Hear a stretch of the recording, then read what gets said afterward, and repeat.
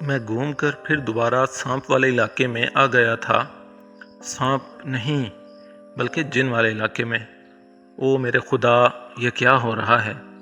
پھر میری نظر شیرو کے چہرے کی طرف گئی تو میں پریشان ہو گیا۔ پیاس کی شدت سے اس کی زبان باہر نکلی ہوئی تھی۔ اسے پانی اور آرام کی ضرورت تھی، لیکن میں اس خوفناک علاقے میں رکنا نہیں چاہتا تھا۔ وہ شیطانی سانپ یہاں آس پاس ہی موجود تھا۔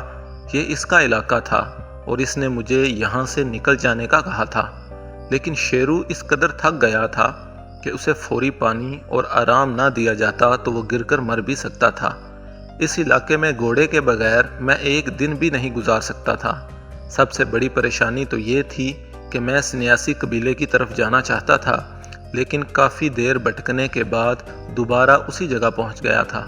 خیر، جب مجھے اور کوئی راستہ دکھائی نہ دیا تو میں گھوڑے سے نیچے اتر آیا، اس کی لگامیں پکڑی اور اس جانب چل پڑا جہاں کافی اونچی جھاڑیاں اگی ہوئی تھیں۔ ان میں سے کچھ تو چھوٹے سائز کے درخت جیسی تھیں۔ میں چاہتا تھا کہ اس جگہ سے کچھ دور چلا جاؤں، کیونکہ میں دوبارہ زخمی سانپ نما جن کا سامنا کرنے کے لیے تیار نہیں تھا۔ شیرو سست قدموں سے میرے پیچھے چلتا آ رہا تھا۔ قریب 10 منٹ بعد میں ان جھاڑیوں کے چھوٹے سے جنگل میں پہنچ گیا۔ شیرو کو ایک جگہ باندھ کر اس کی پیٹھ سے پانی کا گیلن اتارا اور اسے اتنا پانی پلا دیا کہ وہ اگلے دن دوپہر تک پانی کے بغیر رہ سکے۔ پھر میں نے خشک چارے کا ایک چھوٹا سا بنڈل اس کو کھانے کے لیے دیا۔ ویسے بھی یہاں پر سبزہ موجود تھا، وہ گزارے لائق کھا سکتا تھا۔ میں نے مغرب کی جانب نگاہ دوڑائی تو سورج غروب ہو چکا تھا۔ بس ہلکی سی روشنی باقی تھی جو چند منٹ میں ختم ہو جانی تھی۔ رات کے اندھیرے میں سفر کرنا میرے لیے ممکن نہیں تھا۔ میں لازمی بھٹک سکتا تھا، اس لیے میں نے نہ چاہتے ہوئے بھی رات اسی جگہ گزارنے کا فیصلہ کر لیا۔ تھوڑی سی کھجوریں پانی کے ساتھ کھانے کے بعد میں نے خشک گھاس جمع کر کے ریت کے اوپر نرم بستر بنایا اور کپڑا بچھا کر لیٹ گیا۔ کلہاڑی جو میں گھر سے ساتھ لایا تھا وہ اپنے قریب کر کے رکھ لی تھی۔ یہ میرا ہتھیار تھا جو کسی ہنگامی حالت میں کام آ سکتا تھا۔ اس کے علاوہ ایک خنجر نما چاقو بھی تھا جو ہر وقت میرے کپڑوں میں موجود ہوتا تھا۔ میں نے لیٹتے ہی اپنے دماغ کے گھوڑے کو دوڑانا شروع کر دیا، سورج کی سمت ذہن میں بٹھائی اور اپنے راستے کے بارے میں غور کرنا شروع کر دیا۔ آہستہ آہستہ مجھے سمجھ آنے لگ پڑی کہ میں نے صبح کس طرف کو نکلنا ہے۔ ویسے ابھی میرے پاس 2-3 دن کا پانی اور کھانے کی چیزیں موجود تھیں۔ پریشانی صرف اس مخلوق کی تھی جو اس ویرانے میں قدم قدم پر موجود تھی۔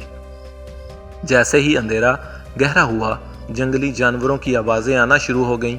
کئی بار وہ آوازیں ایسے سنائی دیتی جیسے بہت ساری بلیاں مل کر بین کر رہی ہوں۔ میں نے اندھیرے میں کچھ جانوروں کی چمکتی ہوئی آنکھیں بھی دیکھی تھیں۔ رات ہوتے ہی ریگستان میں ٹھنڈک اتر آتی تھی۔ نیند سے میری آنکھیں بوجھل ہو رہی تھیں، لیکن میں سونا نہیں چاہتا تھا کیونکہ مجھے شیطانی جن سے ڈر لگ رہا تھا۔ میں جانتا تھا وہ میرے آس پاس ہی موجود ہے اور میں نے اس کو زخمی کر کے غصہ دلا دیا ہے۔ وہ کسی بھی لمحے مجھ پر وار کر سکتا تھا، اور دوسرا خطرہ مجھے جنگلی بھیڑیے کا تھا۔ وہ بہت خطرناک شکاری ہوتا ہے، نیند کے دوران میری جان لے سکتا تھا۔ اور تو اور اس ریگستان میں بچھو اور سانپ بکثرت موجود تھے جو آسانی سے مجھے موت کی نیند سلا سکتے تھے۔ پھر اچانک مجھے خیال آیا اور میں اٹھ کر بیٹھ گیا۔ میں اپنے ساتھ آگ جلانے کا سامان لے کر آیا تھا۔ میرے پاس سامان میں مٹی کے تیل کی بوتل اور ماچس موجود تھی۔ میں نے سنا تھا کہ جنگلی جانور اور شیطان وغیرہ آگ سے ڈرتے ہیں، اس لیے میں نے آگ جلانے کا سوچا۔ یہاں پر خشک لکڑیوں اور جھاڑو کی کثرت تھی۔ 10 منٹ کے اندر اندر میں نے آگ جلا کر اوپر کافی ساری موٹی لکڑیاں ڈال دیں۔ الاؤ اتنا بھڑک چکا تھا کہ صبح تک نہ بجھتا۔ سچ بتاؤں تو آگ نے ریگستان میں عجیب پراسرار ماحول بنا دیا تھا، لیکن مجھے اس آگ سے بہت حوصلہ ملا تھا۔ میں جانتا تھا کہ اب کوئی بھی جنگلی جانور یا درندہ میرے قریب نہیں آئے گا۔ میں نے 3 بار آیت الکرسی کا ورد کر کے لکڑی سے اپنے چاروں جانب لکیر کھینچ لی۔ اس عمل سے مجھے روحانی سکون ملا اور میں پرسکون ہو کر لیٹ گیا۔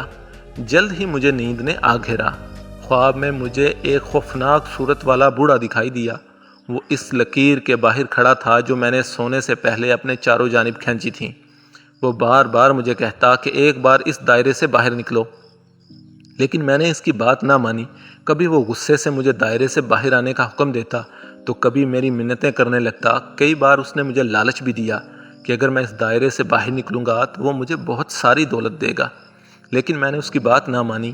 آخر میں وہ روتا ہوا وہاں سے غائب ہو گیا۔ پھر اچانک میری آنکھ کھل گئی۔ میں نے دیکھا کہ صبح کی ہلکی سی روشنی نمودار ہو چکی تھی۔ سورج ابھی طلوع نہیں ہوا تھا۔ میں نے خوفناک رات گزر جانے پر شکر ادا کیا اور اپنا سامان سمیٹ کر آگے بڑھنے کی تیاری کرنے لگا۔ آگ کا رات والا الاؤ بجھ چکا تھا، لیکن راکھ سے دھواں ابھی بھی اٹھ رہا تھا۔ شیرو بھی اب فریش نظر آ رہا تھا۔ اس کا مطلب تھا کہ میں اب مطمئن ہو کر سفر شروع کر سکتا تھا۔ جب میں گھوڑے پر سوار ہو کر وہاں سے چلنے لگا تو میری نظر زمین پر پڑی۔ قدموں کے نشانات دیکھ کر میں چونک گیا۔ جس دائرے کے اندر میں سویا تھا اس کے باہر عجیب سے قدموں کے نشانات تھے۔ بظاہر تو وہ انسانی قدم تھے، لیکن کافی بڑے تھے اور پاؤں کا پنجہ بھی کافی بڑا تھا۔ غور سے دیکھنے پر مجھے معلوم ہوا کہ پیر کی انگلیاں 5 نہیں بلکہ 4 تھیں۔ مجھے رات والا خواب یاد آ گیا جس میں خوفناک صورت والا بوڑھا مجھے دائرے سے باہر بلا رہا تھا۔ شک کی کوئی گنجائش نہیں تھی، وہ جن تھا جس کو میں نے زخمی کیا تھا۔ وہ صرف میرے خواب میں نہیں بلکہ حقیقت میں بھی میرے پاس آیا تھا۔ اس کے ارادے اچھے نہیں تھے، لیکن حفاظتی حصار کی وجہ سے وہ میرے قریب نہ آ سکا۔ میں نے جان بچ جانے پر دل میں شکر ادا کیا اور شیرو کو اس راستے کی جانب بڑھا دیا جو میرے خیال میں سنیاسی قبیلے کی جانب جاتا تھا۔ صبح کی ٹھنڈک نے میرے دل و دماغ کو فریش کر دیا تھا۔ میں چلتا گیا اور جلد ہی مجھے کچھ ایسی نشانیاں مل گئیں جس سے مجھے یقین ہو گیا کہ میں درست راستے پر جا رہا ہوں۔ میں اب رکنا نہیں چاہتا تھا۔ راستے میں رکنا خطرناک تھا۔ میں دوپہر تک مسلسل سفر کر کے اپنی منزل تک پہنچ سکتا تھا، اس لیے میں چلتا ہی گیا، یہاں تک کہ 6 گھنٹے گزر گئے۔ اب میں اس علاقے کے قریب تھا۔ یہ میرا اندازہ تھا، اور اندازہ کچھ غلط بھی نہیں تھا، کیونکہ جیسے ہی میں نے شیرو کو ایک اونچے ٹیلے پر چڑھایا تو دور مجھے درختوں کا جھنڈ دکھائی دیا۔ اتنی دور سے سبزہ نظر آ رہا تھا۔ یہ اس بات کی نشانی تھی کہ وہاں پر نہ صرف آبادی تھی بلکہ میری منزل بھی قریب تھی۔ شاید مجھے 1 گھنٹہ مزید لگ سکتا تھا، لیکن میں نے راستے میں رک کر شیرو کو پانی پلایا اور خود بھی پیا اور دوبارہ آگے بڑھ گیا۔ تقریباً 1 گھنٹے کے سفر کے بعد مجھے اونچے ٹیلے سے جھونپڑیوں کا قبیلہ دکھائی دے گیا۔ یہی میری منزل تھی، میں نے پہچان لیا تھا۔ میرا دل جوش اور خوشی سے دھڑکنے لگا، لیکن چند لمحوں بعد میرے ماتھے پہ شکنیں نمودار ہونا شروع ہو گئیں، کیونکہ